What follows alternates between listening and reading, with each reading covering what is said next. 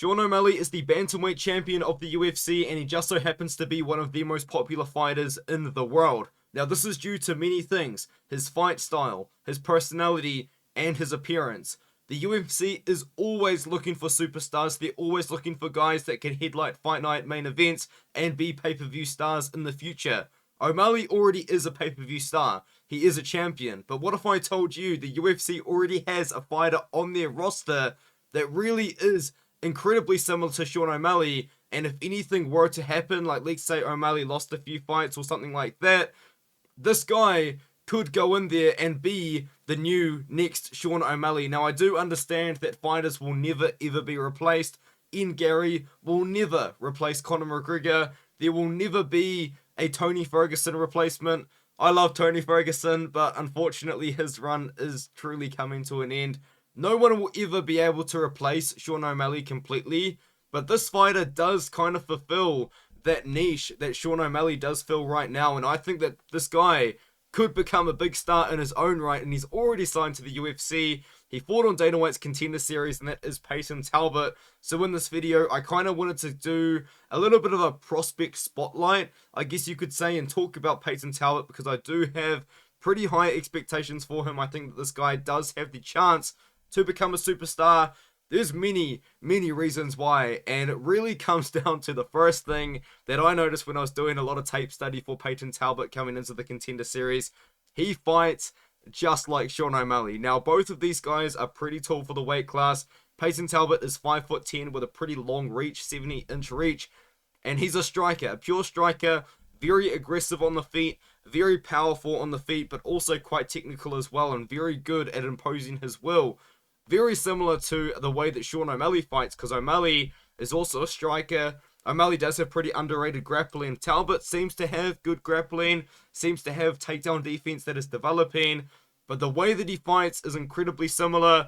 Talbot, when he drops someone, he just makes them stand back up. His fights are very fun. He backflips out of takedown attempts. He front flips out of takedown attempts.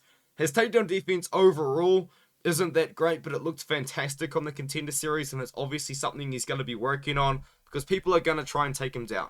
He's got crazy KO power, 5 wins by KO in his career. He got his first submission win in his UFC debut just last weekend at the time that I record this video. But on top of that as well, he's got a very interesting personality. If you listen to his Contender Series interviews, he says like quite a few just very interesting things, and it does make you kind of interested in like what he's gonna say next. What's he gonna say in this interview? What's he gonna do? This and that. And another thing as well is he does have a very clear look about him, because if you look at him, he's got like a big black circle tattooed on the front of his body and a big black circle tattooed on the back of his body, and I believe that's an anime reference. Now, I've never watched anime before. It's not really something that does interest me, but a lot of people pick that up. And that's just something that you can see about him, that he does have a very good personality. He's got that personality that is going to attract quite a big fan base. And he's got the style and the wins and the winning ways to back it up as well. This guy, when he goes out there and wins, it's fun fights. Watch all of his fights. They're fun. Now, to be fair, last year in 2022, he did go on a little bit of a run here where he was getting out-wrestled to start fights, but then he would come back and get big KOs. He knocked out a guy called Christian Rivas at Uriah Faber's A1 Combat to become the champion there.